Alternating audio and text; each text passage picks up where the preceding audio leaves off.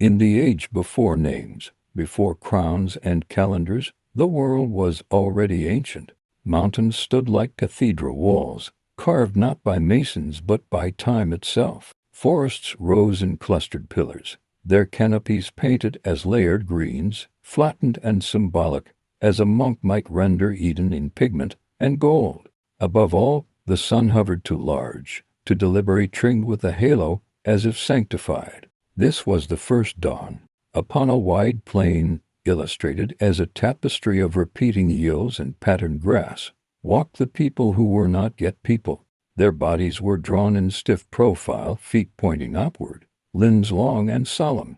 Their faces were simple, almond eyes, straight noses, mouths closed in eternal contemplation. Above their heads, medieval script floated in writing, not speech, but destiny. They moved together, for solitude had not yet been invented. At the center of the plain stood a great tree, impossibly tall. Its trunk spiraled like a column in a Romanesque cloister. The leaves were arranged in perfect symmetry, each one identical, as though stamped by divine order.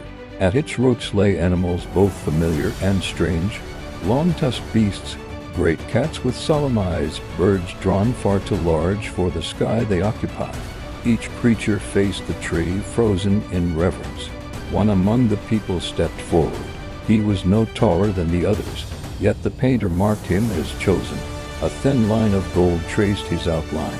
His hand, exaggerated in size as medieval artists favored, reached toward a stone on the ground. The stone was plain gray, unremarkable, but above it hovered a small banner, as in battle scenes of old, bearing a single symbol, a circle split by a line. The first tool. When his fingers closed around the stone, the sky changed, not with thunder or flame, but with order. Clouds aligned into neat rows. Birds formed patterns like illuminated initials. In the margin of the world, vines curled into decorative borders, enclosing the scene as if the earth itself had become a manuscript page. The others watched.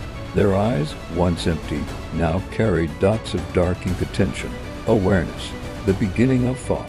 Beyond the hills, danger waited, though it was not shown directly. Medieval art did not favor realism. Instead, fear appeared as symbols.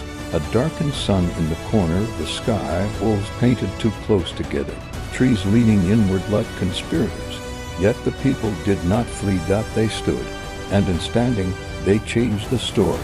That night depicted as a deep blue wash with scattered golden stars identical in size. The people gathered around a fire.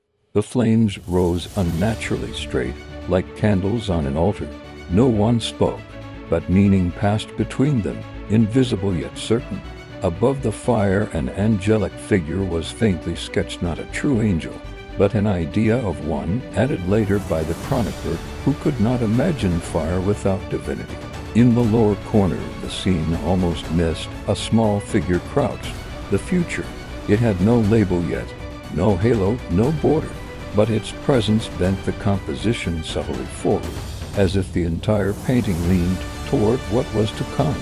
At the top of the world page, in careful Latin that had no right to exist, the scribe wrote, "Hic incipit historia hominis." Here begins the story of humankind. And though for million years stretched ahead like blank parchment, the first stroke of ink had been already laid.